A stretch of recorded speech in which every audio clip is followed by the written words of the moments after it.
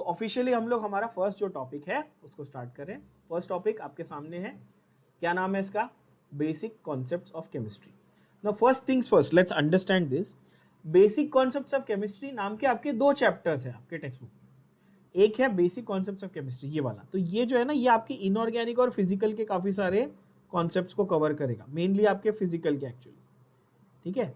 Physical chemistry और inorganic chemistry के concepts को कवर करेगा। नाम इसका बेसिक कॉन्सेप्ट्स है, बट इसमें हम लोग फोकस करेंगे मोल पे ज्यादा। एक तो ये।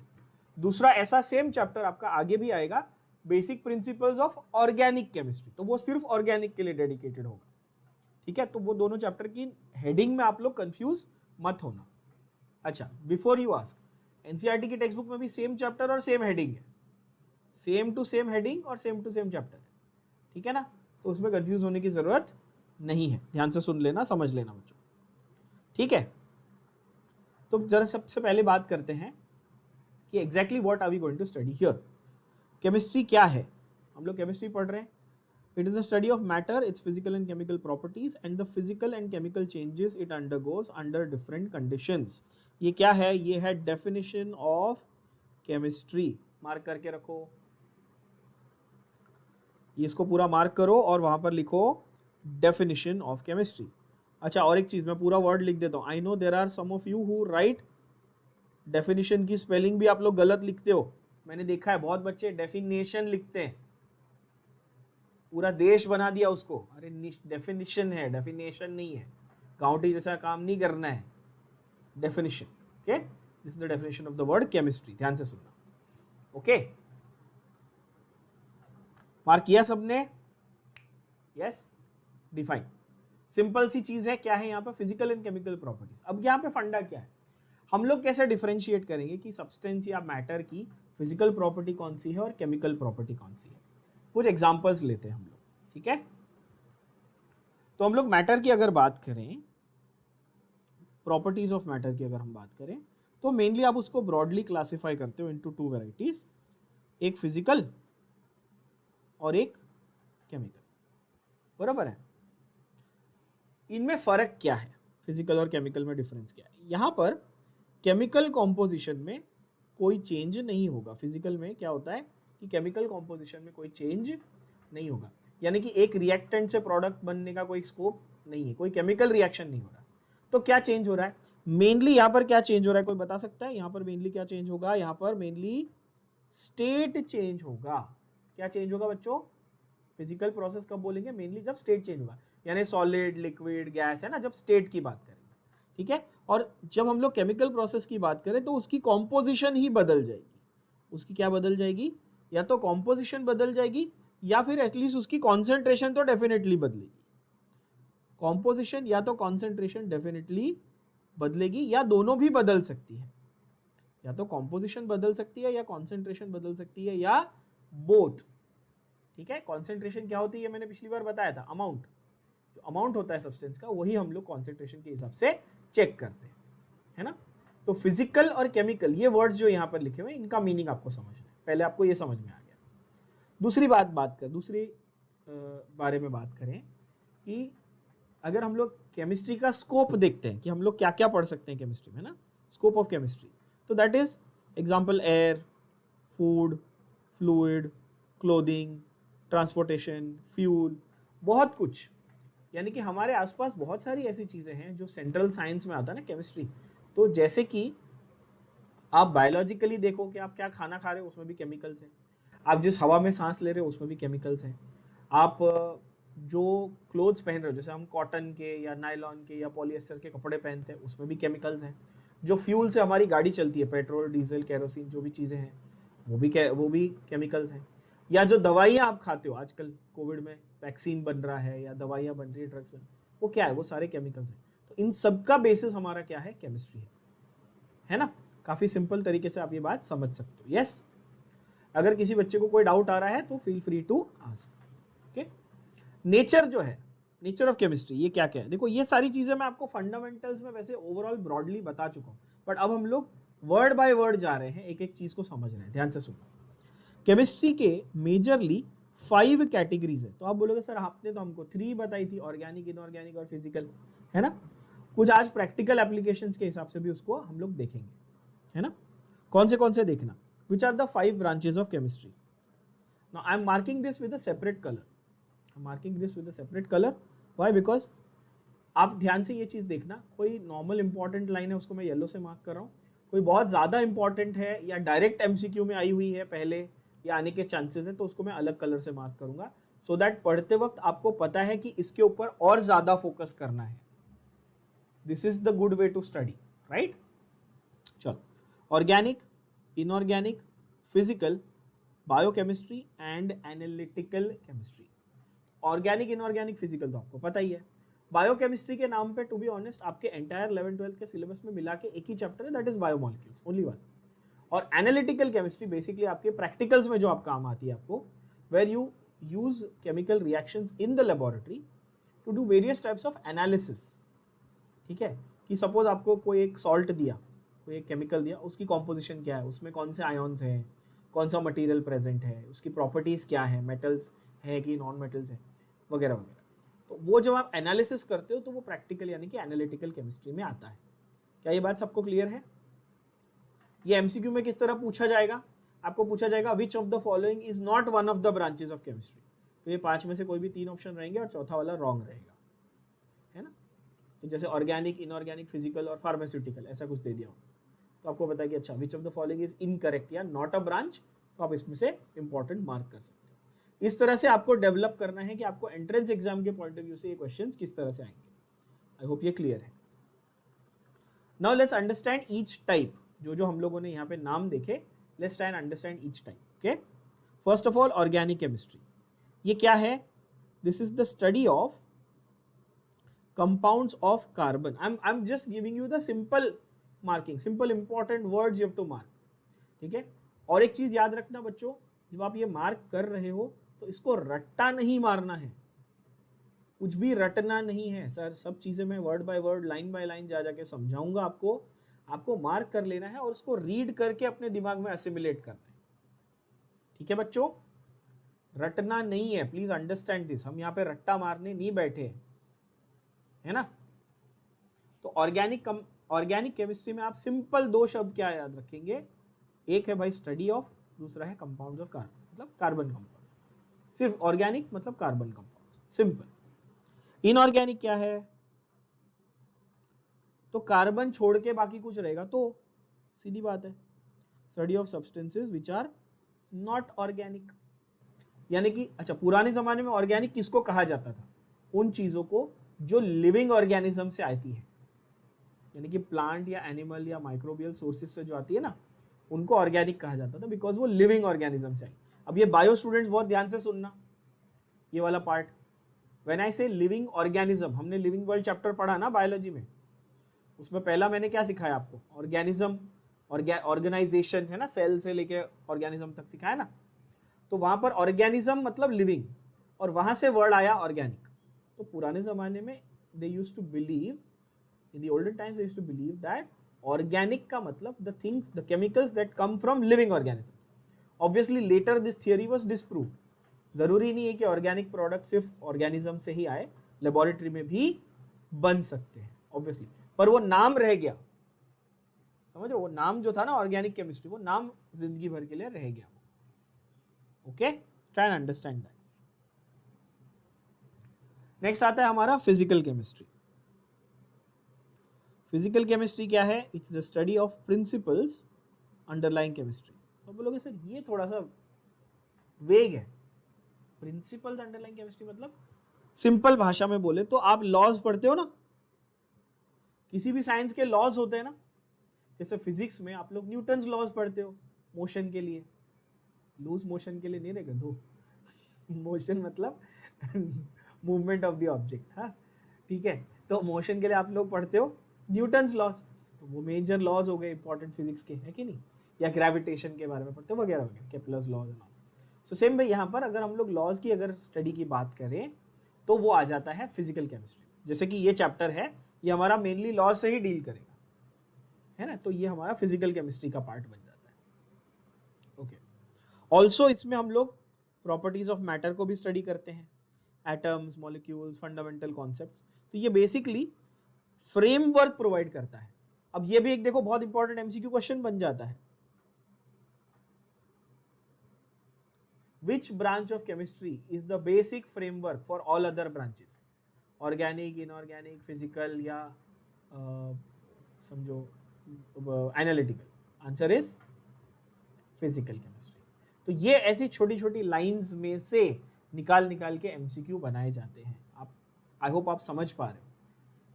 लिटरल आप लोग रट्टा मारने जाओगे तो गड़बड़ हो जाएगी, क्योंकि अभी तक 10th स्टैंडर्ड तक आपको आदत थी, ये क्वेश्चन है बेटा, ये आंसर है, ये 2 मार्क के लिए आएगा तो इतना लिखना, ये 4 मार्क के लिए आएगा तो इतना लिखना। आपको ऐसे पढ़ाया जाता था, पर अब वैसा नहीं है। आपको फोकस करके कॉन्सेप्ट को समझना है और इसको अप्लाई भी करने की सोचनी है। ठीक है, चलो, आई होप ये सबको समझ में आ रहा है। अब हम लोग जाते हैं हमारे क्लासिफिकेशन ऑफ मैटर पे। Now before classifying matter we need to first define matter, and the definition is quite simple. School में सबने पढ़ा है। क्या है? Matter is something that occupies space and has mass. How do you define this occupying of space? अगर आपको simple words में ऐसा बोलना है कि something occupies space means it has certain dash volume. When you say the amount, volume का definition ही वही है ना, the amount of space that is occupied by a substance is its volume, है ना। एक एग्जांपल देता हूं, 1 किलो मेरे पास 1 kg कॉटन है, ठीक है, 1 kg कापूस है, कॉटन, और मेरे पास 1 kg प्लास्टिक है या मेटल है। ज्यादा जगह कौन ऑक्यूपाई करेगा? कॉटन, है कि नहीं? भले दोनों का वजन 1 किलो है, बट स्पेस तो ज्यादा कॉटन ऑक्यूपाई करेगा, है ना। एक एग्जांपल दिया मैंने। या फिर आप सॉलिड लिक्विड का भी एग्जांपल ले सकते हो ना, कि जैसे अगर मेरे पास एक आयन का ब्रिक है 1 किलो का, और मेरे पास वाटर है 1 लीटर, ज्यादा जगह कौन ऑक्यूपाई कर सकता है एक्सपैंड करके? वाटर। आयन का ब्रिक तो भाई रख दिया, उसका शेप फिक्स है, एक्सपैंडेबल उतना नहीं है, हीट करोगे तो होगा।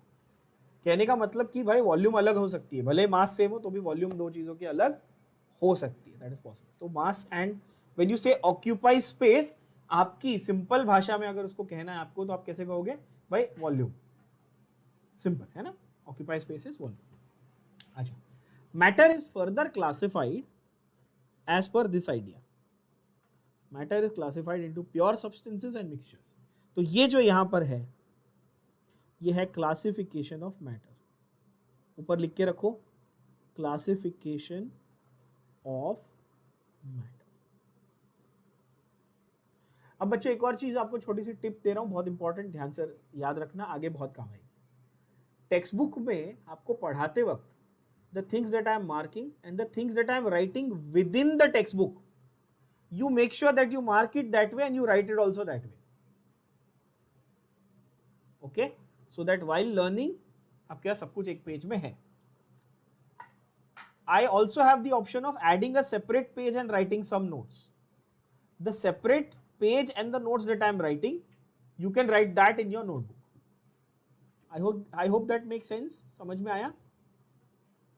ठीक है, तो जो चीजें मैं अलग से आपके लिए लिख रहा हूं, मेरे पास तो ये सॉफ्टवेयर है जिसमें मैं दोनों कर सकता हूँ, टेक्स्ट बुक भी डाल सकता हूँ, नोटबुक भी, यहाँ पे मैं दोनों मर्ज करके लिख रहा हूँ। आपके पास हाथ में टेक्स्ट बुक अलग है, नोटबुक अलग है। प्लीज, अगर ऐसे कोई ओवर स्मार्ट बच्चे हैं जो ये सोच रहे कि मैं देख लूंगा, मैं स्क्रीन पे देख रहा हूँ, मेरे को सब याद रह जाएगा, ये गलती मत करना, नहीं याद रहेगा। तो प्लीज मार्क करना, प्लीज अच्छे से लिखना, रिक्वेस्ट कर रहा हूँ। जो टेक्स्ट बुक में लिख रहा हूँ वो टेक्स्ट बुक में ही लिखना, जैसे कि यहाँ पे मैंने टेबल की हेडिंग लिख दी है ना, डेफिनेशन लिख दिया, चीजें लिख रहा हूं मैं, वो यहीं पे लिखना ताकि पढ़ते वक्त और आसान हो जाए। ठीक है, तो pure substances, mixtures. Pure substances are further divided into two types, elements and compounds. पहचान क्या है प्योर सब्सटेंसेस की? How do you differentiate? हमने कैसे डिफरेंशिएट किया प्योर सब्सटेंस और मिक्सचर में? मेन चीज वो है ना, प्योर सब्सटेंस और मिक्सचर में हमने ऐसे डिफरेंशिएट किया कि भाई ब्रेकडाउन करते करते इनका जो स्मॉलेस्ट यूनिट है, एक एटम या एक मॉलिक्यूल अगर उनका स्मॉलेस्ट यूनिट है तो वो उसके प्योर फॉर्म में रहेगा।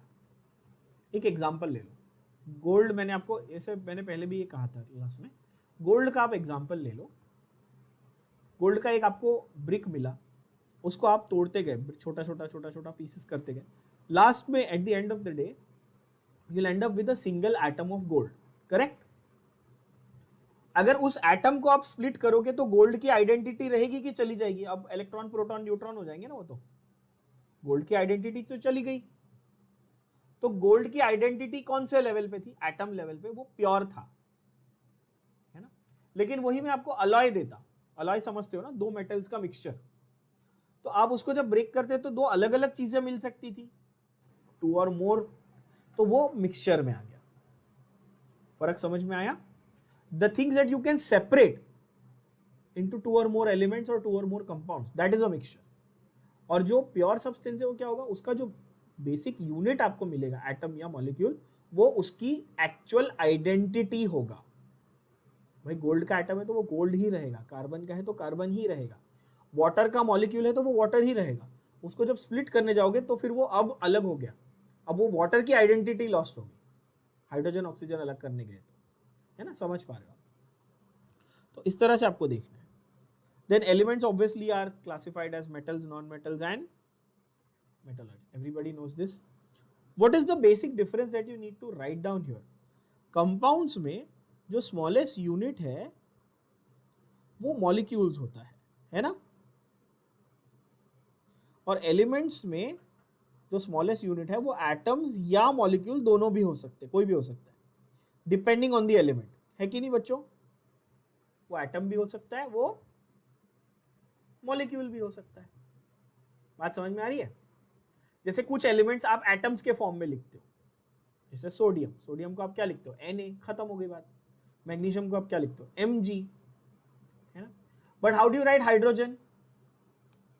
You right H2. How do you right nitrogen? N2. How do you right oxygen? O2. तो मॉलिक्यूल के फॉर्म में लिखा ना।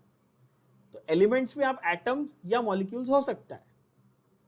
क्या ये बात सबके भेजे में गई? ध्यान से सुनना, किसी को कोई डाउट है तो प्लीज पूछ लेना। तो एलिमेंट्स के केस में एटम्स और मॉलिक्यूल्स दोनों चलेगा, पर कंपाउंड्स में एटम्स नहीं हो सकते। कंपाउंड्स में बेसिक यूनिट क्या होगा? Molecule. The moment you try to make them as atoms, now they have lost their identity. I hope ये क्लियर हो गया एकदम अच्छे से। Okay, mixtures are further classified as homogeneous and heterogeneous. इसका मतलब क्या है? सिंपल सिंपल भाषा में उसका मतलब लिखते रहने का ताकि पढ़ते वक्त समझ में आए। होमोजेनियस का मतलब है इवनली मिक्स्ड। क्या मतलब है? Evenly mixed. और हेटेरोजेनियस का मतलब क्या है? Unevenly mixed. यस, जहां पर आप कंपोनेंट्स आइडेंटिफाई कर पाओ। अब जैसे भेल खा रहे हो अगर आप, ठीक है, अगर आप जैन हो तो बिना कांदे की, बिना आलू की भेल खा रहे हो, बट खा रहे हो समझो, ठीक है, तो आप उसमें से बता सकते हो कि अच्छा ये इसका ये कुरमुरा है, ये उसकी पूरी है, ये उसका आलू है, ये जो भी है। You can identify various things, है कि नहीं? पर अगर आप नींबू पानी पी रहे हो तो आप वो देख के बता सकते हो अच्छा यहाँ ये नींबू है, ये पानी है? नहीं, अब वो मिक्स हो गया ना, होमोजीनस हो गया। जब वो एक जैसा दिखने लगे तो होमोजीनस, जब आप उसमें अलग अलग चीजों को आइडेंटिफाई कर पाओ तो हेटेरोजीनस। क्या ये बात समझ में आई? तो बच्चों आप मुझे ये बताओ, सॉल्ट इन वाटर ये होमोजीनस में काउंट होगा कि हेटेरोजीनस में? सॉल्ट इन वाटर, हाँ, नमक पानी में कंप्लीटली डिसॉल्व हो जाएगा तो होमोजीनस हो गया। आपको दिखता है? अब रजनीकांत को भी नहीं दिखता नमक पानी के अंदर, अपन तो नॉर्मल लोग हैं, है कि नहीं? राइट? तो होमोजीनस होगा, है कि नहीं? हेटेरोजीनस का एग्जांपल दे सकते हो? Oil in water, very good, oil in water एक हेटेरोजीनस एग्जांपल है, मिक्स नहीं होते। सैंड इन वाटर, मैंने रेती लेके पानी में डाल दिया तो भी मिक्स नहीं होगा भाई, तो हेटेरोजीनस होगा, है कि नहीं? तो ऐसी कोई भी दो चीजें जो आपस में कंप्लीटली मिक्स नहीं हो सकती इवनली, तो वो हेटेरोजीनस होती है बच्चों, है ना? दाल ढोकली मत सोचने लगना, हाँ, लेजी बच्चों, हेट्रोजीनियस मिक्सचर मतलब सर दाल ढोकली ऐसा नहीं है, ठीक है। कुछ केमिस्ट्री वाले एग्जांपल देना, मैंने तो ऐसे ही मस्ती में मतलब आपको नींबू पानी दाल ढोकली ये सब बोल दिया। Sugar and sand is a very good example of heterogeneous mixture, very good, है ना। तो ऐसे बहुत सारे आपके दिमाग में क्लियरली अब क्लासीफाई हो सकते हैं कि अच्छा जब मैं मिक्सचर देखूं तो मुझे वो हेट्रोजीनियस और होमोजीनियस कब बोलना है।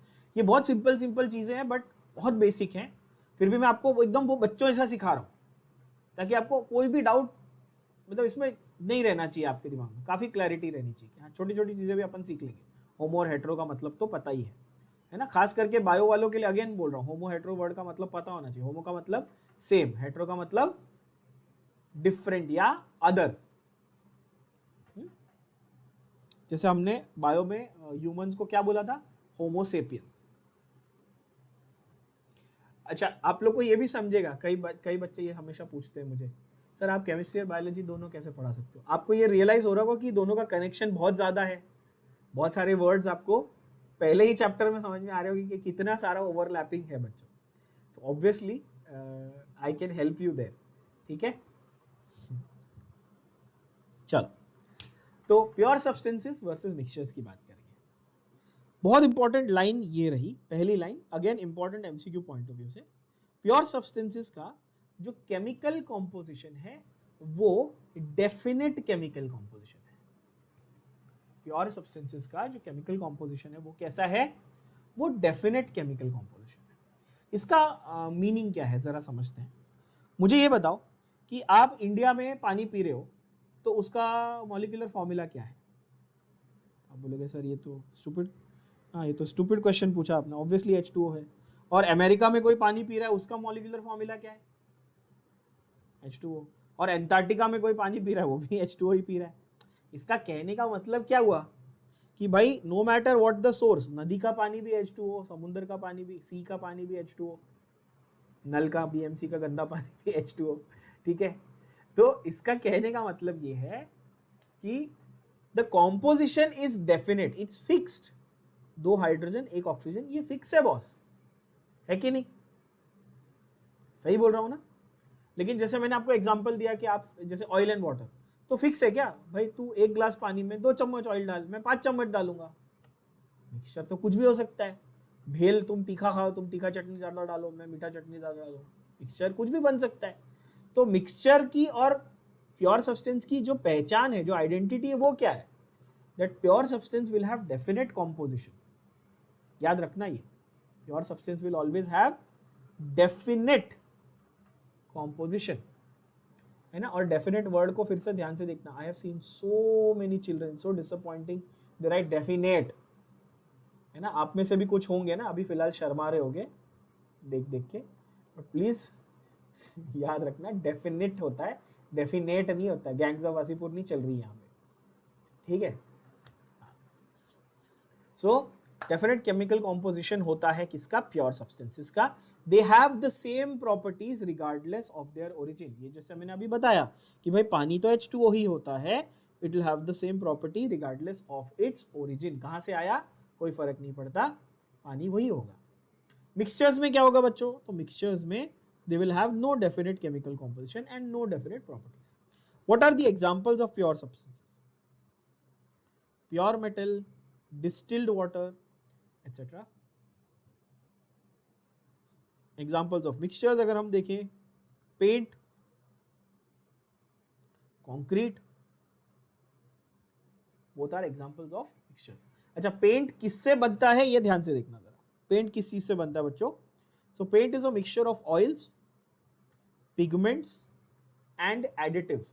ऑयल तो आपको पता ही है, ऑयल मतलब बेसिकली पेंट को जो कंसिस्टेंसी मिलती है वो ऑयल से मिलती है, पिगमेंट से उसको कलर मिलता है, और एडिटिव से उसको और एक्स्ट्रा जो बाकी प्रॉपर्टीज है वो मिलती है। सेम वे कंक्रीट की अगर बात करें तो ये सैंड, सीमेंट और वाटर से बनता है, ठीक है। बहुत सारे बच्चों को, बहुत बेसिक चीज बता रहा हूँ याद रखना, बहुत सारे बच्चों को ये भी नहीं पता होता कि सीमेंट और कंक्रीट ये अलग अलग चीजें। आप में से कोई है जो कंफ्यूज था पहले, बचपन में सुना होगा, बचपन में ऐसा लगता था कि सीमेंट और कंक्रीट एक ही चीज होती है।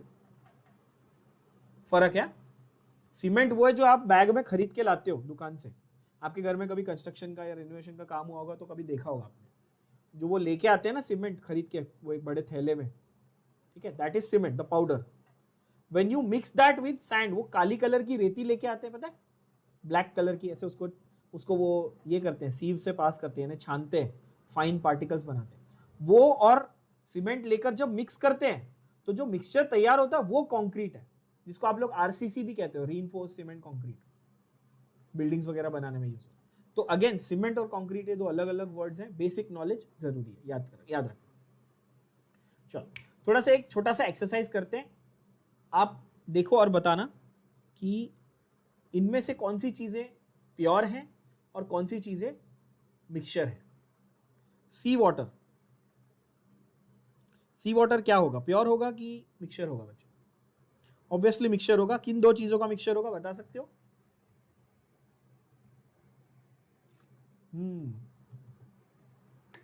It will be sand, water, mainly water and salt, mainly water and salt, थोड़ा बहुत सैंड, थोड़ा बहुत organic materials from the fish and everything, है ना. और आजकल तो ढेर सारा कचरा, दैट बैड जो, बट है ना, मतलब बाकी चीजें होती है उसमें, तो वो मिक्सचर है. तो ये सी वाटर हो गया mixture. Gasoline, what is gasoline?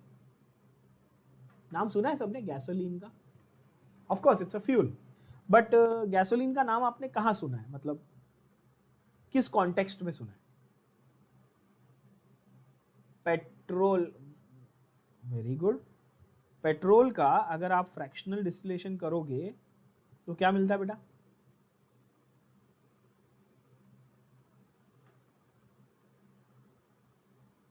नहीं, गैसोलीन एक्चुअली पेट्रोलियम से नहीं मिलता. पेट्रोलियम को जब आप डिस्टिलेशन करते हो ना, तो आपको पेट्रोल, डीजल, केरोसिन, कोल्टार, ऐसे अलग अलग चीजें मिलती हैं. When you take that petrol and you mix it with a certain amount of alcohol, that is when you get gasoline. ठीक है. अब ये जो गैसोलीन है ना, ये बहुत क्या बोलते हैं, एक कंफ्यूजिंग टर्म है कुछ लोगों के लिए, बिकॉज अपन इंडिया में बोलते हैं गाड़ी पेट्रोल से चलती है, और यूएस के कोई आप देखोगे तो वो बोलते हैं गाड़ी गैसोलीन से चलती है. ये आपने सुना होगा सबने, mostly in Hollywood films and all. So we say petrol and they say gasoline, है ना. Technically you can say both are the same, petrol and gasoline is one and the same thing, but chemically speaking petrol लो और उसमें थोड़ा सा alcohol मिलाओ तो gasoline बनता है. तो स्लाइट डिफरेंस है. तो gasoline also becomes actually a mixture. बात समझ में आ रही है? ठीक है. अगर आप प्रैक्टिकल डेली यूजेज के हिसाब से बात करो तो पेट्रोल और गैसोलीन एक ही बात है.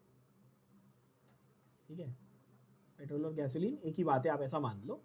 यूएस में पॉपुलर टर्म इज गैसोलीन, अपने यहाँ पे usually the popular term is petrol. Okay. Skin, oh बहुत अच्छा. Human skin pure substance. Skin, skin में एक ही एलिमेंट होता है क्या? एक ही एलिमेंट, एक ही मॉलिक्यूल होता है क्या? सोचो, आप प्योर कब बोलोगे किसी सब्सटेंस को? अच्छा एक सिंपल एग्जांपल ले लो. स्किन में जो लोग कंफ्यूज्ड है ना, आप सोचोगे सर केमिस्ट्री में कहाँ स्किन में घुस रहे हो. आपकी ये हाथ की यहाँ की स्किन और यहाँ की स्किन सेम है कि अलग अलग है? यहाँ पे बाल आते हैं, यहाँ पे बाल नहीं आते, ये ज़्यादा थिक है ना. स्कैल्प की स्किन अलग है, यहाँ पे अंदर ये स्किन अलग है. तो सेम कैसे हो सकती है? प्योर सब्सटेंस तो नहीं हो सकती ना, ऑब्वियसली मिक्सचर होगा ना बेटा. समझ पा रहे हो ये बात? तो स्किन में तो कितना कुछ है ना यार, एपिथेलियल सेल्स वगैरह, वो तो बायो में डिटेल में पढ़ाऊंगा, टेंशन मत. रस्टी नेल, बहुत अच्छा क्वेश्चन. अ रस्टी नेल, सिर्फ नेल नहीं बोला उन्होंने, रस्टी नेल बोला. तो सब पहले ये समझना है, बेसिक नॉलेज, कि रस्ट क्या होता है. रस्ट, रस्ट हिंदी में बोलते हो जंग लग गई किसी चीज को, है ना, जंग. दैट इज फेरस ऑक्साइड, है ना, आयन ऑक्साइड, राइट. कोरोजन से बनता है, करेक्ट. जब आयन में मॉइस्चर लग जाता है, लोहे में जब मॉइस्चर लगता है, अभी बारिश चालू हो गई ना, तो आप देखेंगे आपके यहाँ पे घर के ग्रिल्स वगैरह में कई बार आपको रस्ट मिलती है कोने पे, है ना. तो हाँ, हम लोग जब बचपन में साइकिल पे ना वो गोल्डन कलर का पेंट लगाते थे ताकि रस्ट ना हो जाए, करेक्ट.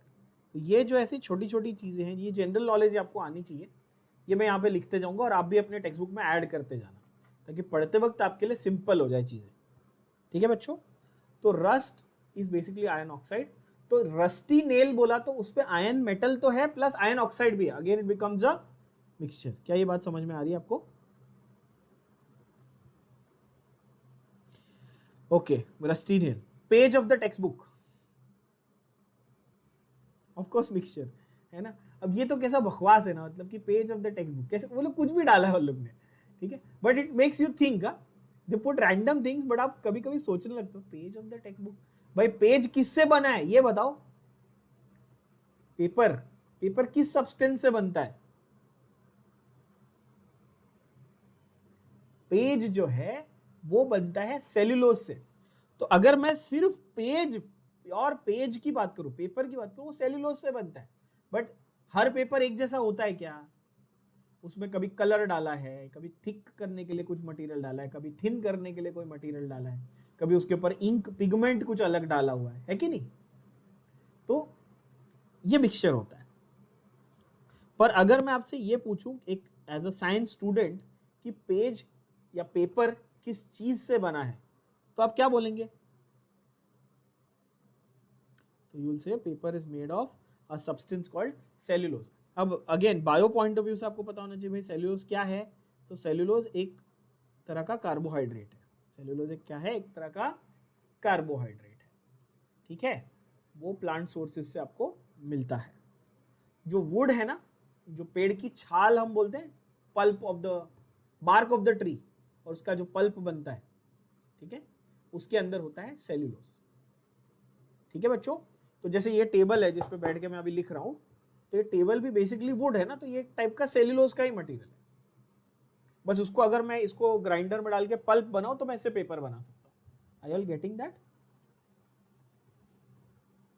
तो यहां पर आप क्या लिखेंगे? Paper is made from cellulose. ज्यादातर पॉइंट्स आई विल ट्राई कि आपको मैं टेक्स्ट बुक में ही लिखवा दूं, ताकि आप पढ़ते वक्त हर एक चीज को नोट डाउन कर सको। लास्ट है डायमंड। डायमंड क्या होगा? Diamond is pure carbon.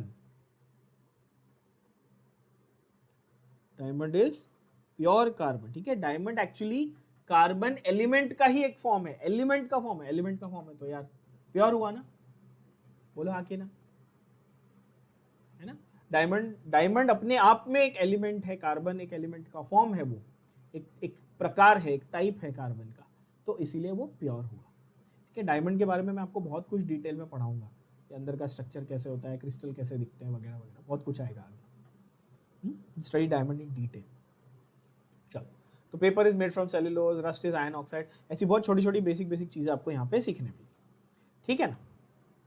Okay, gasoline के बारे में मैंने आपको बताया, वैसे तो ये टेक्निकली एक मिक्सचर है।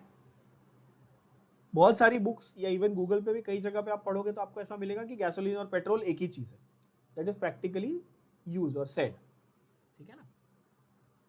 Now we go to elements. Okay, elements are pure substances which can not be broken down into simpler substances by ordinary chemical changes. मतलब एलिमेंट को अगर हम लोग ब्रेक डाउन करेंगे तो उसको फर्दर किसी और चीज में डिवाइड नहीं किया जा सकता। एलिमेंट के एटम का हम लोग ज्यादा से ज्यादा क्या कर सकते हैं? इलेक्ट्रॉन, प्रोटॉन, न्यूट्रॉन अलग कर सकते हैं, वो भी सिंपल तरीके से, ऑर्डिनरी तरीके से नहीं हो पाएगा। Again this becomes the definition for the word element. Please mark and right the word definition. ठीक है? मैं ये एक्सपेक्ट नहीं कर रहा हूं कि आप डेफिनेशंस को रट्टा मारें, प्लीज याद रखना। आपको स्कूल में ये सिखाया गया कि डेफिनेशन वर्ड बाय वर्ड रट लो, आई नो दैट। थोड़ा सा कॉमन सेंस लगाओ जरा।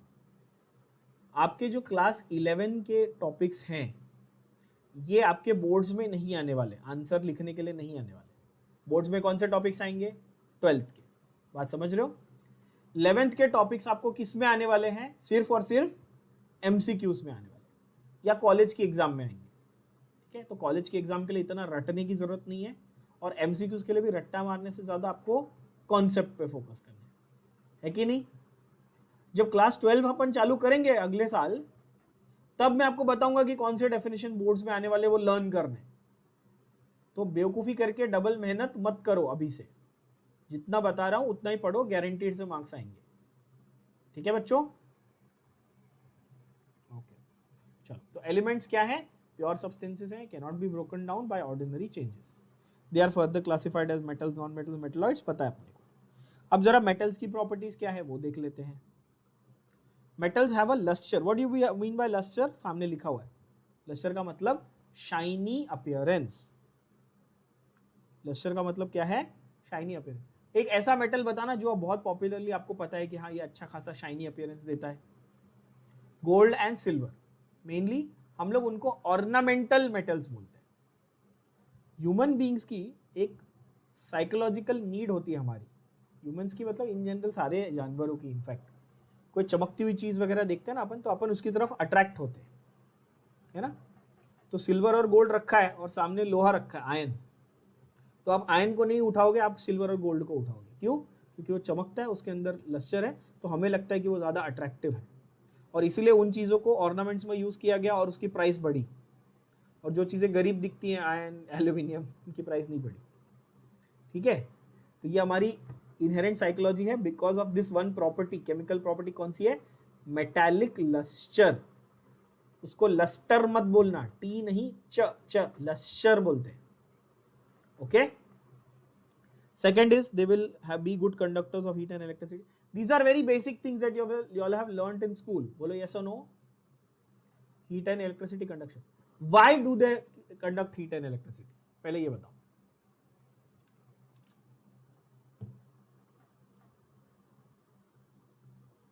सवाल ये है कि metals are good conductors of heat and electricity, बरोबर है, but why?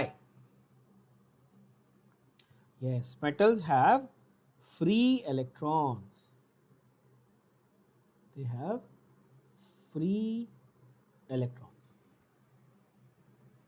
So they have free electrons. They can be made into wires, that is they are ductile. They can be hammered into thin sheets, they are malleable.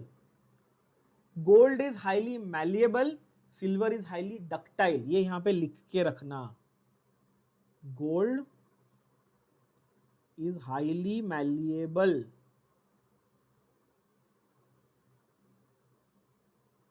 मतलब gold को break ऐसा sheets में पीट पीट के उसको, उसकी बहुत ही पतली शीट्स बनाई जा सकती है। whereas सिल्वर इज हाईली क्या? Highly ductile. सिल्वर के बहुत पतले, both are ductile and malleable. समझो हाँ, एक बात ये ध्यान रखना, सिल्वर और गोल्ड दोनों डक्टाइल और मैलेबल दोनों है, पर गोल्ड की मैलेबिलिटी ज्यादा है और सिल्वर की डक्टिलिटी ज्यादा है। समझे आप? ऐसा है। ओके? एग्जाम्पल है आपके मेटल्स के, एग्जाम्पल है गोल्ड, सिल्वर, कॉपर वगैरह। मर्क्यूरी एक एक्सेप्शन है। Mercury is a liquid metal at room temperature. Mercury का केमिकल सिंबल कोई बता सकता है? Hg। मर्क्यूरी का सिंपल केमिकल सिंबल है Hg। What does it stand for? Stands for hydrargyrum. You want to know something fun fact interesting about mercury? जानना चाहते हो? Hg नाम कहां से आया? हाइड्रार्जीनियम। अगर आप देखो आर्जीनियम, आर्जेंटम, ये क्या है? सिल्वर। और हाइड्रो मतलब पानी, हाइड्रो का मतलब पानी होता है ना, सबको पता है ना?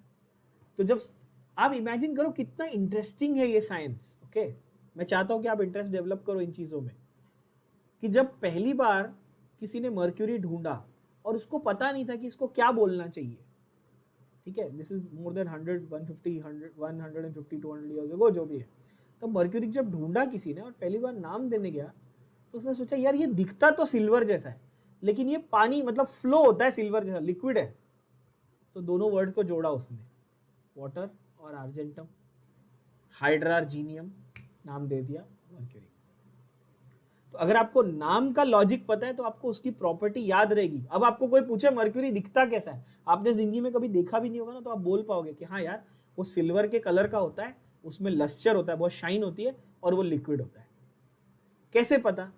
नाम से पता चलता है ना। और मैं आप लोगों को हर लेक्चर में ये बोलता हूं ना कि हर वर्ड के पीछे का मीनिंग समझो, आपको प्रॉपर्टी अपने आप याद हो जाएगी। ठीक है बच्चों, और इंटरेस्टिंग भी है, मजा भी आता है ना ये सब जानने में। खैर, mercury is a liquid metal at room temperature. और एक छोटा सा नोट आप करेंगे एक और स्पेशल एक्सेप्शन के बारे में। गैलियम, गैलियम पता है, Ga है ना, Ga यानी कि gallium. Gallium is a metal,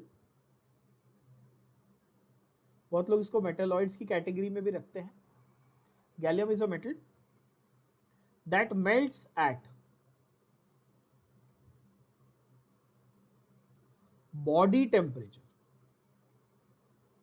किस पे मेल्ट हो जाता है ये? Body temperature, very low melting point. Body temperature कितना होता है?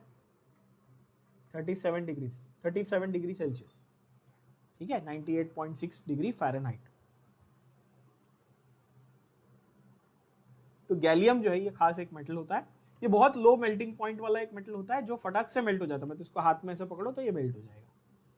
ठीक है, तो ऐसे कुछ एक्सेप्शंस जो हैं, एक्सेप्शंस हमेशा केमिस्ट्री में क्वेश्चन बनते ही, आप सबको पता ही है, या इन जनरल भी एक्सेप्शंस हमेशा क्वेश्चंस बनते ही हैं। नेक्स्ट है हमारे नॉन मेटल्स। ऑफ कोर्स हमारे नॉन मेटल्स क्या है भाई? They have no lustre exception. Kota factory तो सबने देखी है, देखी कि नहीं देखी? एक्सेप्शन केमिस्ट्री में क्या है? एक्सेप्शन। ठीक है, और ये आप लोगों को इरिटेट करता है, बट अच्छी बात ये कि ये डायरेक्ट क्वेश्चंस बनते हैं, तो पहले पढ़ के जाने का, मालूम है यही आने वाला है ना। तो नॉन मेटल्स में लस्टर नहीं होता, एक्सेप्ट दो ऐसे अच्छे नॉन मेटल है आपके पास, जैसे कि डायमंड और आयोडीन। ये सॉलिड स्टेट में पाए जाते हैं और इनमें लस्टर यानी कि चमक होती है। आयोडीन के क्रिस्टल्स आप लोगों ने देखे कौन से कलर के होते हैं? आयोडीन के क्रिस्टल्स कौन से कलर के होते हैं बच्चों? ये वायलेट कलर के क्रिस्टल्स होते हैं। आयोडीन के क्रिस्टल्स कैसे होते हैं? वायलेट कलर के क्रिस्टल्स होते हैं। ठीक है ना। स्कूल में सब्लिमेशन नाम का एक कॉन्सेप्ट पढ़ाया जाता है, सॉलिड से डायरेक्ट गैस, और उसका सबसे अच्छा एग्जांपल आयोडीन है। ठीक है बच्चों। वैसे अगेन एक जस्ट फॉर नॉलेज सेक मैं आपको एक पॉइंट यहां पे लिखवा देता हूं। आयोडीन की बात निकली तो आयोडीन इज यूज्ड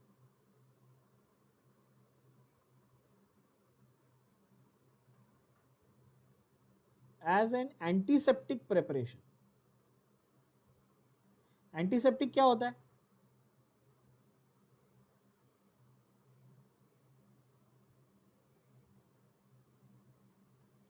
एंटीसेप्टिक क्या होता है?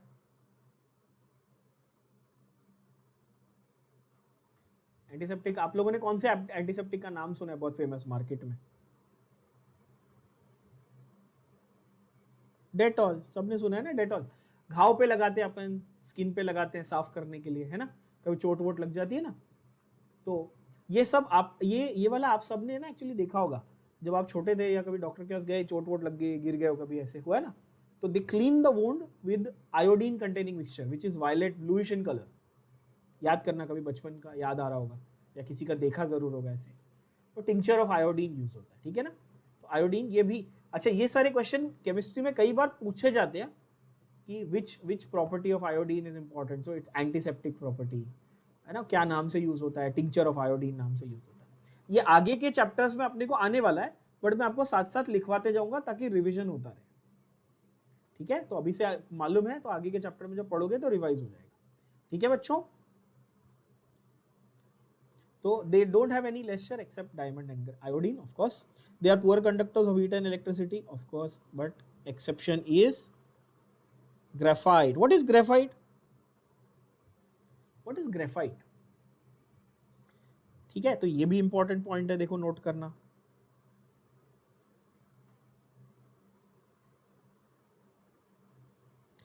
कार्बन ये जो एलिमेंट है, the element carbon exists in 3 forms. Carbon element के ही 3 अलग अलग फॉर्म्स होते हैं। बहुत ध्यान से सुनना बच्चों, ये आप लोगों के लिए नया है कुछ। इन 3 फॉर्म्स को हम लोग किस नाम से जानते हैं? इन 3 फॉर्म्स को हम लोग किस नाम से जानते हैं? एलोट्रोप्स के नाम से जानते हैं। किस नाम से जानते हैं? Allotropes. In school, you must have learnt the word isotopes. Yes? All of you have learned the word isotopes. Please do not confuse between isotopes and allotropes. These are two completely different things. आप लोगों ने school में isotopes पढ़ा है, वो भी मैं पढ़ाऊंगा आपको आगे डिटेल में। फिलहाल मैं बात कर रहा हूँ allotropes की। कार्बन ये जो एलिमेंट है, ये 3 अलग अलग टाइप का पाया जाता है, 3 फॉर्म्स में पाया जाता है। इन फॉर्म्स को हम लोग क्या कहते हैं? Repeat after me. We call them allotropes. What do we call them? Allotropes. What are the 3 allotropes of carbon? The 3 allotropes of carbon are graphite, diamond and fullerene. ये नया वर्ड है, आप लोग बहुत लोगों के नया वर्ड है, नहीं सुना होगा, पहली बार सुन रहे होंगे। पहला फॉर्म क्या है? ग्रेफाइट, दूसरा है डायमंड और तीसरा है फुल्लेरीन। क्या है? ग्रेफाइट, डायमंड एंड तीसरा क्या है? Fullerene. Okay, there are other forms also, graphene वगैरह, बट वो उसी में काउंट होते हैं। ग्रेफाइट की शीट्स को अगर आप पतला कर दो तो ग्राफीन हो जाता है, बट ये 3 मेजर फॉर्म्स है। डायमंड के बारे में मैंने अभी थोड़ी देर पहले आपको बताया, वो प्योर कार्बन है, अभी याद हो जाएगा। और ग्रेफाइट कोई आपको पूछेगा तो आप क्या बोलोगे? ग्रेफाइट भी क्या है? एक प्योर कार्बन का ही फॉर्म है। समथिंग इंटरेस्टिंग अबाउट ग्रेफाइट, आपकी जो पेंसिल होती है, पेंसिल, उसके अंदर जो पॉइंट है जिससे आप लिखते हो, उसको आप क्या बोलते हो बच्चों? उसको आप लेड बोलते हो, है ना? और लेड पीरियोडिक टेबल में एक एलिमेंट है ना, क्या सिंबल है उसका? पीबी, है ना, पीरियोडिक टेबल। जो पेंसिल का लेड होता है और ये वाला जो लेड होता है, ये सेम है क्या? नो। हाँ, ये ना, ये भी बहुत बच्चों को कंफ्यूजन होता है। बहुत बेसिक बेसिक चीजें बोल रहा हूँ मैं, बट अगर आपके दिमाग में कहीं कोई सवाल था, कोई कंफ्यूजन था जो आप टीचर से पूछने में डरते थे अभी तक, तो क्लियर हो जाएगा। पेंसिल के अंदर जो लेड लिखते हो आप, वो ये एलिमेंट वाला लेड नहीं है भैया। ये जो पेंसिल का लेड है वो एक्चुअली ग्रेफाइट है। जो पेंसिल का काला काला आप जो लिखते हो वो एक्चुअली क्या है? वो एक्चुअली ग्रेफाइट है। बात समझ रहे हो? जिसे आप शेडिंग वेडिंग करते हो ना, वो ग्रेफाइट होता है। ठीक है, तो वो एक कार्बन का एक टाइप है बच्चों, इतना याद रखना। ठीक है ना? तो बीच बीच में आपको ऐसी इंटरेस्टिंग चीजें बताते रहूंगा, नहीं तो आप बोर नहीं होगे ना फिर। अच्छी बात है। तो एक तो हमारा हो गया भाई, ग्रेफाइट जो है वो एक्सेप्शन है, यानी कि सारे नॉन मेटल्स पुअर कंडक्टर होते हैं, पर ग्रेफाइट जो है वो गुड कंडक्टर ऑफ इलेक्ट्रिसिटी होता है।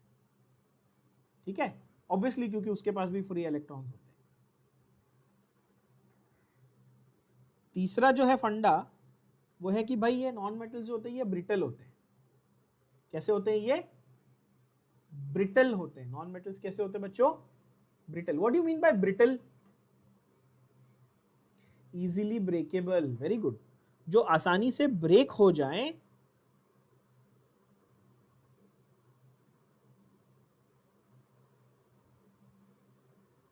Easily breakable becomes brittle. क्या आप सबको स्क्रीन क्लियर दिख रही है properly? I hope so. So easily breakable को हम लोग ब्रिटल कहते हैं। Can you give me an example of a brittle substance? कांच, ग्लास सबसे अच्छा एग्जांपल है ना। ग्लास जो है वो हार्ड होता है, जैसे मेरा चश्मा, ग्लास जो है वो हार्ड होता है बट ब्रिटल होता है, गिरेगा तो टूटेगा, है कि नहीं? But glass is not an element. नहीं तो तुम लोग कुछ अलग ही सोचने लगो। मैंने सिर्फ ब्रिटल सब्सटेंस का एग्जांपल दिया। ऐसे एग्जाम्पल ऑफ एलिमेंट्स देख लो, आयोडीन, नाइट्रोजन, कार्बन, ये सब नॉन मेटल्स के एग्जाम्पल है। तीसरा है मेटलॉइड्स, बहुत ही simple, they have properties in between metals and non metal, metal और नॉन मेटल के बीच की जो प्रॉपर्टी है उनको हम लोग मेटलॉइड्स या सेमी मेटल्स या सेमाई मेटल्स कहते हैं। What are the exceptions of metal, rather examples of metalloids? Arsenic, silicon and germanium. हाँ जी,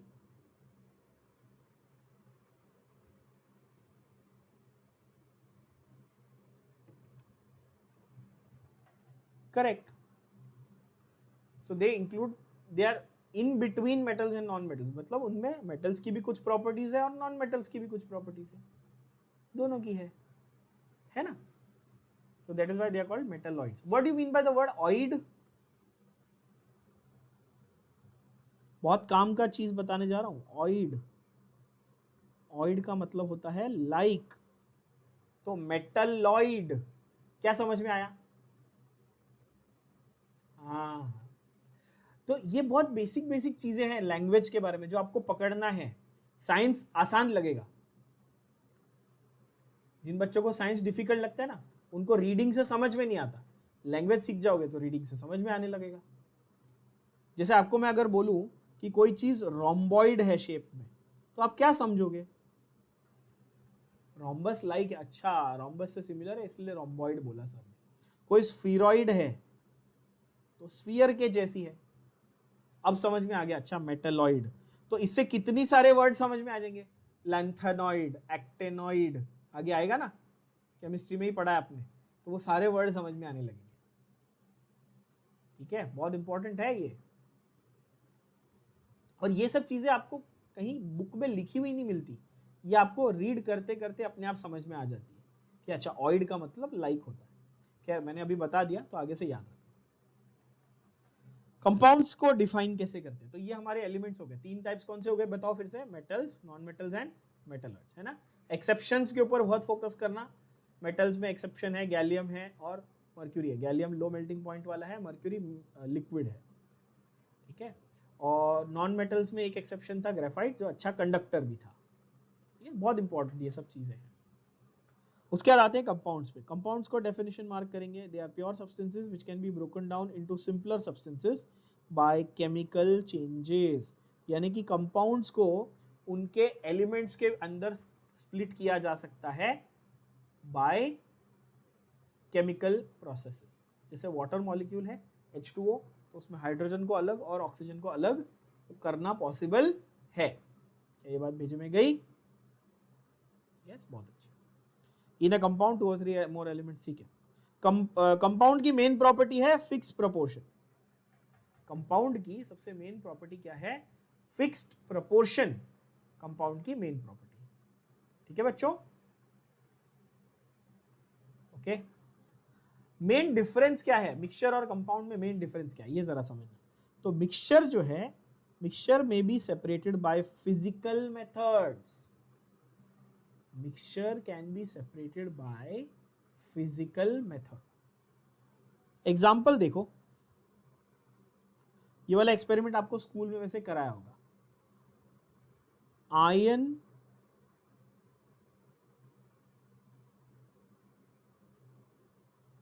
ion filings plus sulphur powder,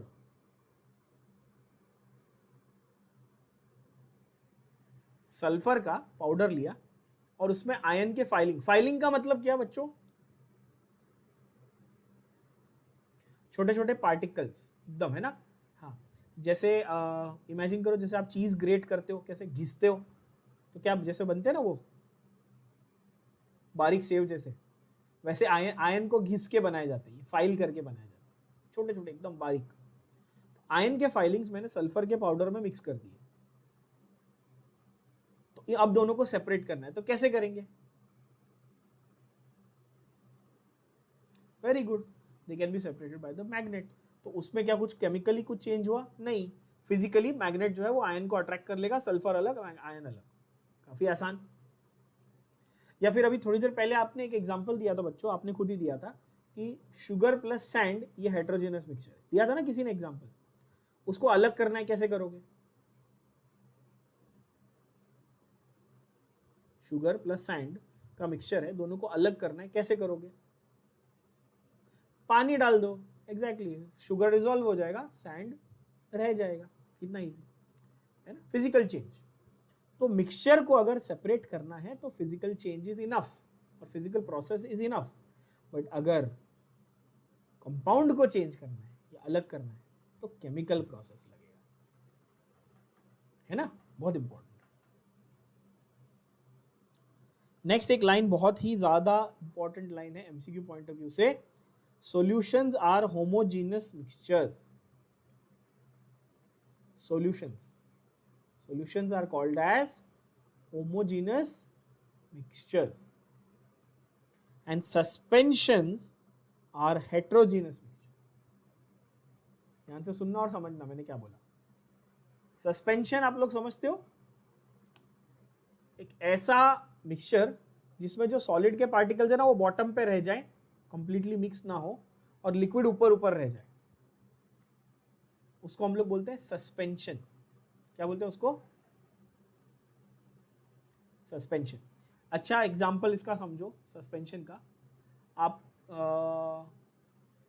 दवाई की बोतल है ना, सिरप आती है ना एंटीबायोटिक्स की या किसी की सिरप आती है, तो उसमें आप कभी भी देखोगे ना तो जो पाउडर है वो नीचे आपको सेटल्ड मिलेगा और ऊपर आपको लिक्विड। अरे बेस्ट एग्जांपल दे दो, छोड़ो वो छोड़ो, आजकल वो आता है आपका माजा या स्लाइस आप खरीदते हो तो आप देखोगे ना बॉटम पे पूरा वो जमा होता है, देखा है आप लोगों ने, और फिर आपको उसको शेक करना पड़ता है मिक्स करने के लिए, तो वो एक तरह का सस्पेंशन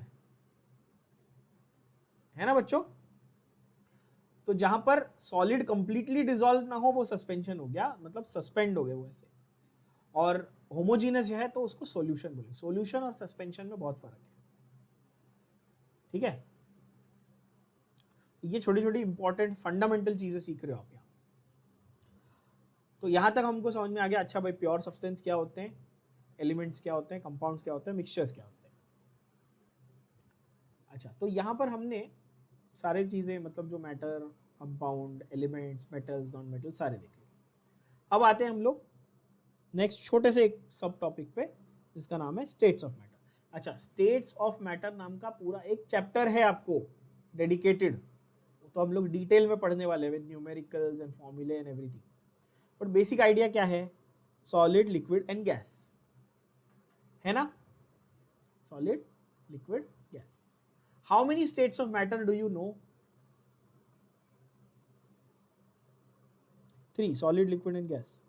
फोर्थ स्टेट कौन सा है बच्चों? Plasma, very good. Fifth state कौन सा है?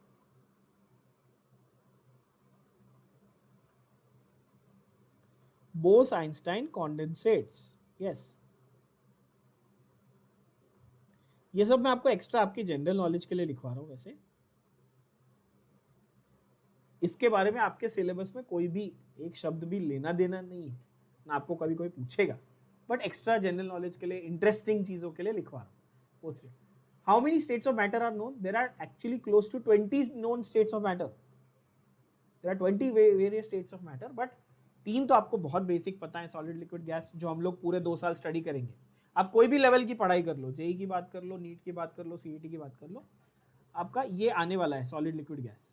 प्लाज्मा और बोस-आइंस्टाइन कॉन्डेंसेट्स ये थोड़ा सा इंटरेस्टिंग है ना। Bose Einstein condensates are special unique states of matter that exist at very low temperatures, almost like close to absolute zero पे वो exist करते हैं specific substances के लिए।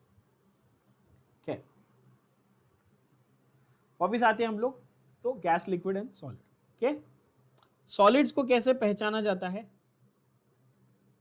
सॉलिड्स में perfect ordered, definite shape and definite volume. Yes, they are closely packed, which means जो atoms या molecules हैं बहुत नजदीक नजदीक है, तो एक अच्छी ऑर्डर्ड अरेंजमेंट है, ऑर्गेनाइज्ड है, और उनकी शेप भी प्रॉपर है और वॉल्यूम भी प्रॉपर है।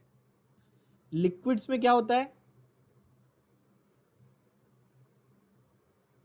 ये चीज बहुत बकवास लिखी है यहाँ पे, ठीक है, आपके टेक्स्ट बुक में ये बहुत बकवास लिखी हुई है, तो अपन और सिंप्लीफाई कर देंगे।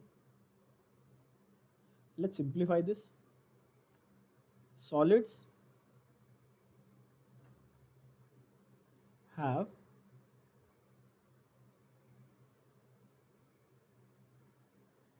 Definite shape and definite volume. ठीक है.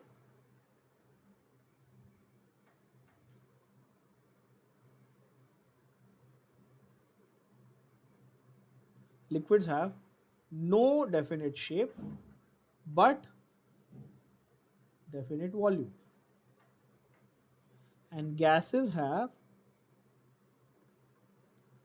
no definite shape and no definite volume. ठीक है. सॉलिड्स में शेप और वॉल्यूम दोनों पक्का है.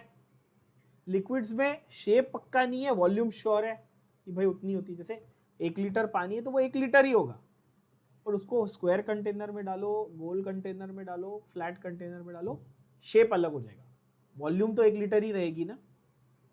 पर गैस का क्या फंडा है भाई, ना शेप फिक्स है ना वॉल्यूम फिक्स है. क्या ये बात समझ में आई?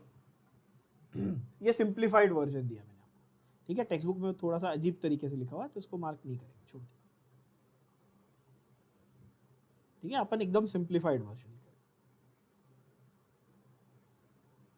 The 3 states of matter are interconvertible.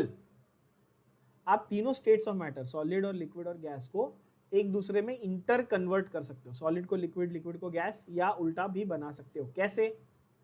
By changing temperature and pressure. ना एक बहुत इंपॉर्टेंट पॉइंट यहां पर नोट करना, समझना और नोट करना.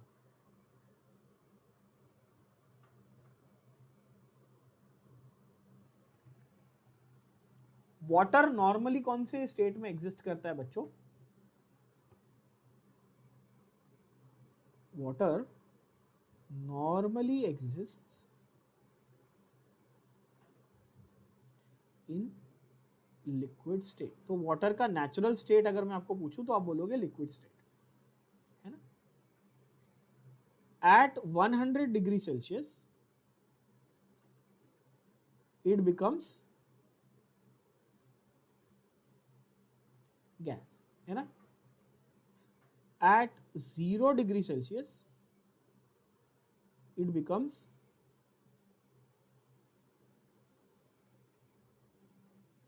सॉलिड. क्या ये बात क्लियर है? सिंपल. पर तो आप बोलोगे सर ये बकवास चीज आपने क्या लिखवाई. लिखवा रहा हूं तो कुछ उसके पीछे लॉजिक तो होगा ना. तो ये नोट करना, बहुत इंपॉर्टेंट नोट है. ठीक है.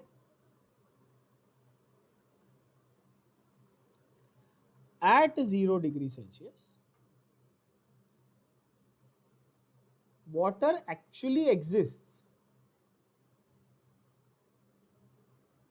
in solid,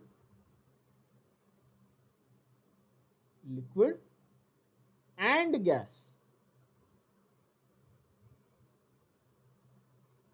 at the same time.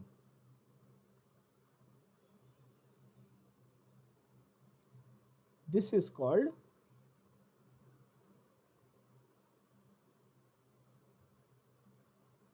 Triple point of water. क्या बोलते हैं?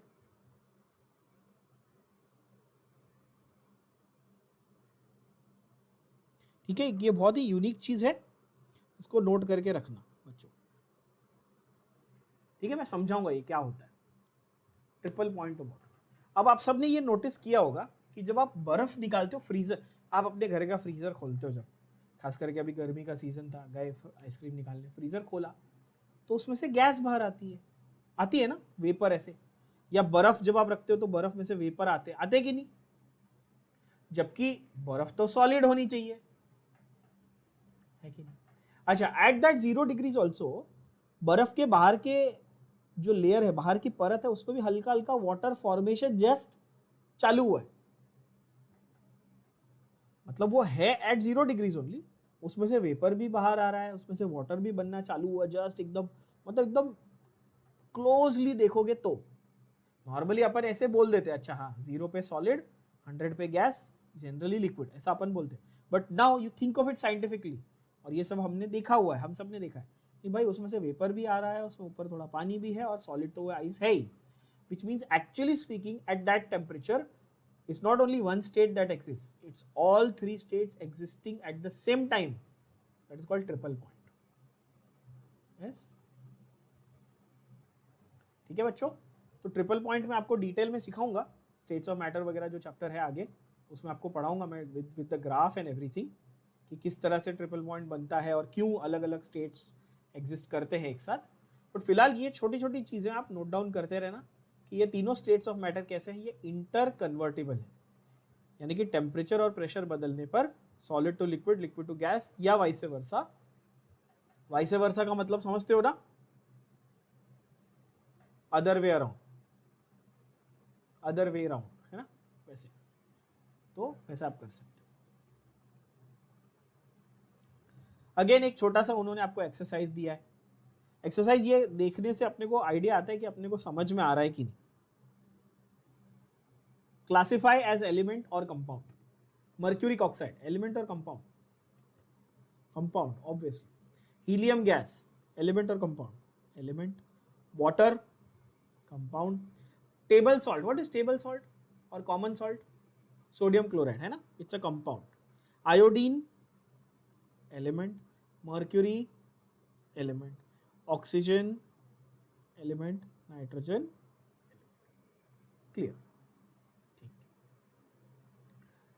नेक्स्ट जो दिया हुआ है यहां पे, burning of magnesium wire, burning of magnesium wire, एक उन्होंने एक एग्जांपल के लिए दिया, ठीक है, बर्निंग ऑफ मैग्नीशियम वायर। इसको हम लोग क्या बोलते हैं पता है? ऐसी जो फ्लेम आप देख सकते हो, ये फ्लेम बहुत चमकदार फ्लेम है ना, इसको हम कहते हैं ब्रिलियंट फ्लेम। क्या कहते हैं? Brilliant flame. जैसे दिवाली में आप लोग फुलझड़ी जलाए हो कभी सब बच्चों दिवाली में, तो वो कैसे स्पार्कल होता है एकदम ना। मैग्नीशियम की अगर आप एक छोटा सा टुकड़ा लो मैग्नीशियम का और उसको बर्न करो तो वो वैसे जलता है एकदम ब्राइट। उसको हम लोग ब्रिलियंट फ्लेम, कोई कोई लोग उसको डैजलिंग भी कहते हैं, ब्रिलियंट फ्लेम या डैजलिंग फ्लेम ऐसे कहते हैं, है ना। तो खैर वो एक जस्ट एक नोट डाउन करके रखना कि भाई ये फ्लेम जो है उसको कैसा बोलते, क्या बोलते हैं। यहाँ पे लिख देता हूँ मैं आपके लिए।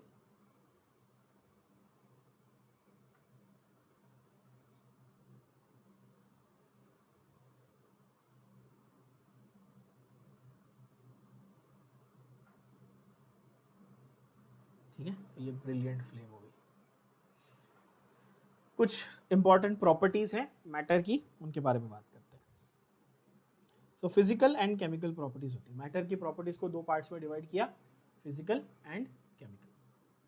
Physical properties are those which can be measured without changing the chemical composition of the substance. Again, this is the definition of the word physical property. बहुत ही आसान डेफिनेशन है, इसके ऊपर ज़्यादा मैं डिटेल में नहीं जा रहा।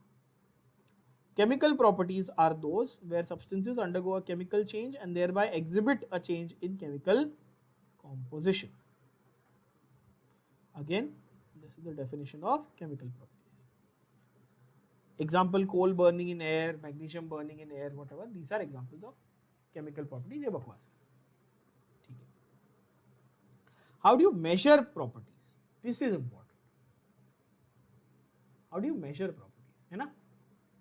कोई भी प्रॉपर्टी की अगर हम लोग बात करें तो उसको मेजर करने के लिए हमें किस चीज की जरूरत है? That's important point. किस चीज की जरूरत है भाई किसी प्रॉपर्टी को मेजर करने के लिए? We need what? Measuring system, है कि नहीं। अब जैसे आपके स्कूल में एग्जाम होती है, कॉलेज में एग्जाम होती है, तो एक सिस्टम क्रिएट किया गया ना कि इतने क्वेश्चन होंगे, इतना आंसर लिखोगे तो इतने मार्क्स मिलेंगे। वो मेजरिंग के लिए एक सिस्टम बनाया गया ना। तो कोई भी प्रॉपर्टी या कोई भी चीज को मेजर करने के लिए the first thing that you need, think of it in a scientific manner. आप साइंटिस्ट हो तो आप क्या बनाओगे? आप सबसे पहले एक सिस्टम बनाओगे कि ठीक है भाई इसके हिसाब से मेजर करना है कि नहीं। That is one point number one. उस सिस्टम का आप एक फिक्स्ड वैल्यू डिफाइन करो। Think of it this way, suppose you want to measure mass, किसी चीज का आपको वेट या मास को मेजर करना है, ठीक है। तो आप क्या बोलेंगे कि okay I will make a system where I will have a weighing scale or any whatever XYZ machine which will weigh people or weigh the substances, and I will express that in terms of a certain unit called kilogram. ऐसे आप define करते हो ना, है कि नहीं? जैसे volume है तो आप बोलोगे अच्छा वॉल्यूम मतलब कि स्पेस ऑक्यूपाइड है, ऐसा डिफाइन किया और उसको हम लोग एक्सप्रेस करेंगे इन यूनिट कॉल्ड लीटर. तो कभी भी किसी प्रॉपर्टी को मेजर करने के लिए पहले आपको सिस्टम बनाना है और सेकंड उस सिस्टम का यूनिट डिफाइन करना है. क्या ये बात सबके भेजे में गई? बोलो हाँ कि ना. यस, है ना? अब जो पार्ट हम लोग करेंगे, ठीक है, तो हम लोग पहले बात हमने बोली अच्छा प्रॉपर्टीज क्या होती है, तो फिजिकल और केमिकल, ठीक है. अब जो पार्ट हम लोग बात करने वाले हैं, this part is common as the base और as the fundamental idea of physics as well as chemistry. दोनों सब्जेक्ट्स के फर्स्ट चैप्टर का फर्स्ट जो बेस है वो ये है कि किस तरह से चीज़ों को मेजर किया जाएगा. And I think, I hope so, most of you have started studying this basic in physics, right? आप लोगों ने कन्वर्जन्स और यूनिट्स के बारे में पढ़ना शुरू किया. So this part for you will be a slightly easier. फिर भी अगर कहीं पर डिफिकल्टी या डाउट है तो प्लीज पूछो.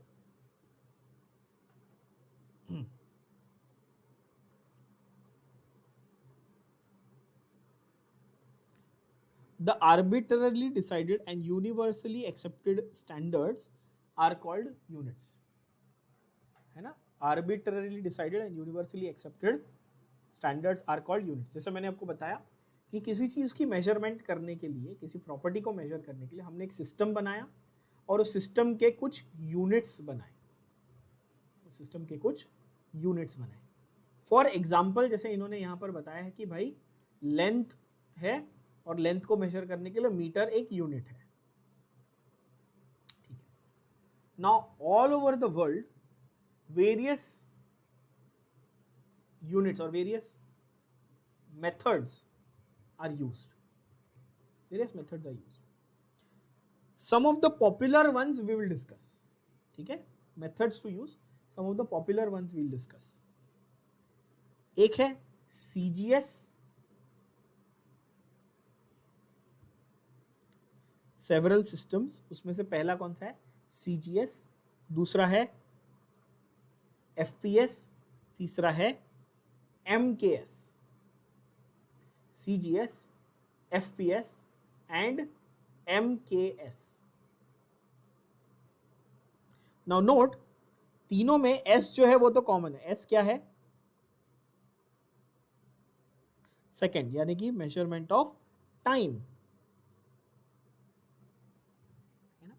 ऐसे देखते हैं. ऐसे लिखेंगे types of measurement systems.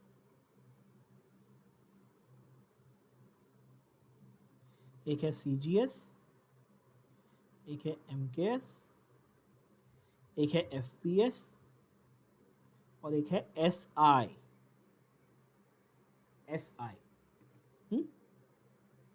CGS stands for centimeter gram second. Centimeter gram second. MKS stand for meter kilogram second. समझ रहे हो? FPS stands for foot pound second. And SI stands for system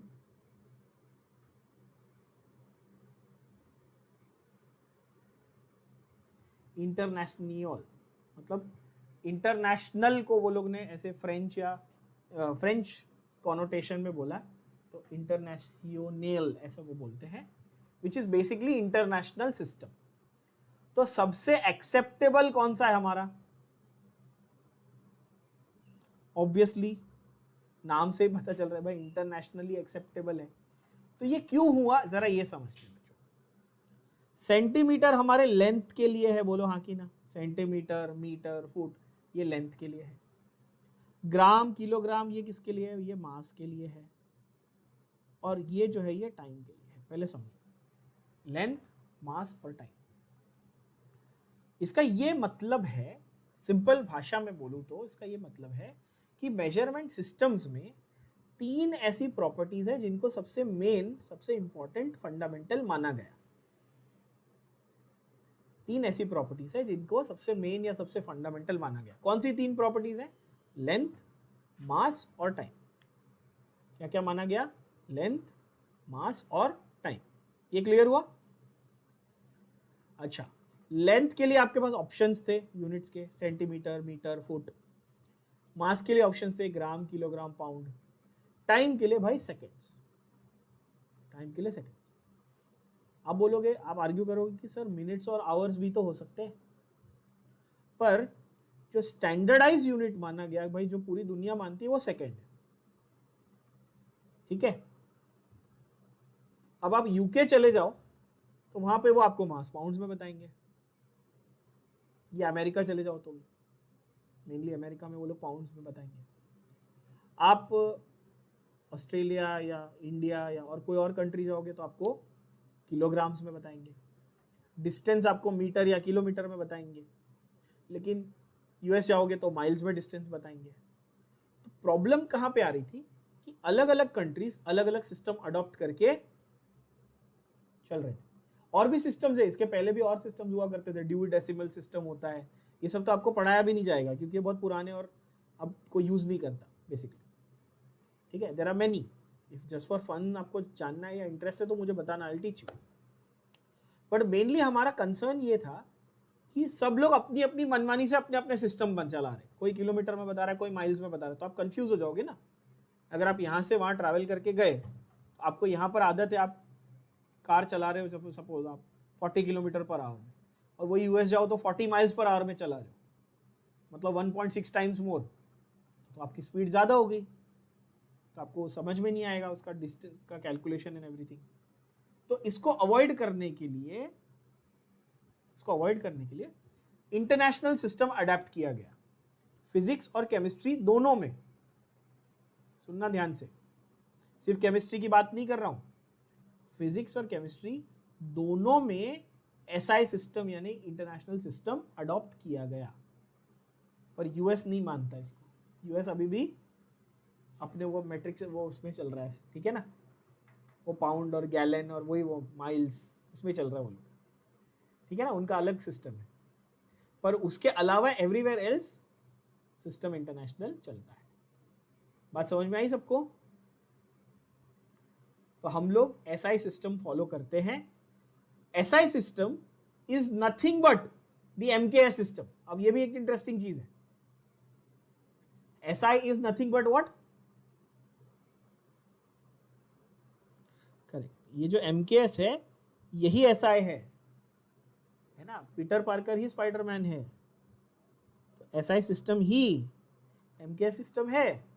तो हम लोग जिसको मीटर, किलोग्राम, सेकेंड यानी कि MKS system पहले बोला करते थे, उसी को हमने अब अडॉप्ट कर लिया, बोला एसआई बोलो इसको, अब सब लोग मान लो। तो सिंप्लीफाई हो गया जो प्रोसेस था। और अगर तुमको इंटर कन्वर्जन करना है तो करो ना, कोई कौन मना कर रहा है। 1 किलोमीटर को 1000 मीटर बोलना है तो बोलो, वो stopping you. But standardize unit आप मीटर को मानो, ऐसा उनका कहना था।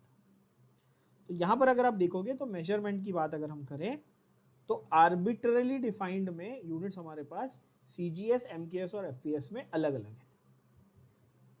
और उसके बाद हमारे पास आया the international system of units, यानी कि ये वाली लाइन बहुत इंपॉर्टेंट है। Later international system of units was established, right? And this system, the SI system, gave us 7 fundamental quantities. Very very important. कितनी fundamental quantities known है हमारे पास? एक सवाल आता है आपके दिमाग में, और आना भी चाहिए, कि सर ये फंडामेंटल क्वांटिटी क्या होती है? ये आया दिमाग में? इस क्वांटिटी को फंडामेंटल किस बेसिस पे बोला जाता है? तो एक एग्जांपल देता हूं, अच्छे से समझ में आएगा। ये लिखना मत, सिर्फ समझना। Density is equal to mass upon volume, हाँ कि ना? स्कूल से पढ़ रहे हो ना बचपन से। तो डेंसिटी को डिराइव करने के लिए मास चाहिए, वॉल्यूम चाहिए, समझ में आ रहा है? अच्छा, मास को किस में एक्सप्रेस करते हो? किलोग्राम में। वॉल्यूम को किस में एक्सप्रेस करते हो? मीटर क्यूब में, बरोबर है? सेंटीमीटर क्यूब, मीटर क्यूब, जो भी है, मीटर क्यूब। मतलब इसको तो लेंथ के फॉर्म में एक्सप्रेस किया तुमने, और इसको मास के एक फॉर्म में एक्सप्रेस किया, बोलो हाँ कि ना? लेंथ का यूनिट था ना मीटर, तो सही बोल रहा हूं कि नहीं बोल रहा हूं? यानी कि डेंसिटी से शुरुआत की आपने, और आप घूम फिर के कहा आए मास और लेंथ पे। अब इसको और फर्दर सिंप्लीफाई कर सकते हो क्या? नहीं। केजी अपॉन लेंथ क्यूब, इससे ज्यादा और सिंप्लीफाई नहीं कर सकते। यानी कि जो simplest form of the equation बनता है ना, उसको हम लोग फंडामेंटल क्वांटिटी बोलते हैं। कोई ऐसी चीज जिसको आप फर्दर और सिंप्लीफाई ना कर सको, तो उसको आप फंडामेंटल क्वांटिटी बोलते हैं। समझ में आया? जैसे लेंथ है मीटर, अब उसके नीचे नहीं जा सकते। कुछ बच्चे इसमें कंफ्यूज होते हैं, आप भी हो रहे होगे, मैं समझ रहा हूं, ध्यान से सुनो। आपको मैं बोलूं कि लेंथ से आप नीचे नहीं जा सकते हो, तो आपके दिमाग में आएगा कि सर क्यों नहीं, मैं मीटर से सेंटीमीटर की तरफ जा सकता हूं ना, और छोटा। भाई तू एक ही यूनिट लेके उसको तोड़ तोड़ के छोटे छोटे पार्ट्स में डिवाइड कर, ये नहीं बोल रहा हूं। मैं बोल रहा हूं लेंथ को किसी और चीज में कन्वर्ट करके लिख सकते हो क्या? कि लेंथ को मैं मास के फॉर्म में लिखूंगा? नहीं, लेंथ लेंथ ही रहेगी। समझ में आया? वो मीटर हो या सेंटीमीटर हो, ये दिमाग में बिठाओ बात। लेंथ जो है वो लेंथ ही रहेगी। जैसे डेंसिटी को मास और वॉल्यूम के टर्म्स में लिख दिया, तो बदल गया ना, डेंसिटी को मास और वॉल्यूम के टर्म्स में लिखा, लेकिन मास को मास के टर्म्स में लिखूंगा, और किसी टर्म्स में लिख नहीं सकता। समझ में आ रही बात? समझा कि नहीं समझा? वो फिजिकल, वो उसको उसको फंडामेंटल क्वांटिटी बोलेंगे, जिसको किसी और फॉर्म में एक्सप्रेस नहीं कर सकते। और कौन सी 7 फिजिकल क्वांटिटीज है, ध्यान से देखना। Fundamental quantities: length, mass, time, current, temperature, amount of substance and luminous intensity. The 7 basic fundamental physical quantities. अब इसका रेलेवेंस एक्चुअली फिजिक्स में ज़्यादा है केमिस्ट्री के कंपैरिजन में। फिजिक्स में एक्चुअली इसका रेलेवेंस ज़्यादा है। तो अगले लेक्चर में इसको हम लोग थोड़ा बहुत डिटेल में करेंगे। आज के लिए यहाँ पर ख़त्म करेंगे लेक्चर को। अगले लेक्चर में इसको थोड़ा डिटेल में कवर करेंगे, and then will go to the actual laws of chemistry. अभी तक हम लोगों ने बेस तैयार की, अब हम लोग उसके बाद लॉज ऑफ केमिस्ट्री में जाएंगे। ठीक है बच्चों?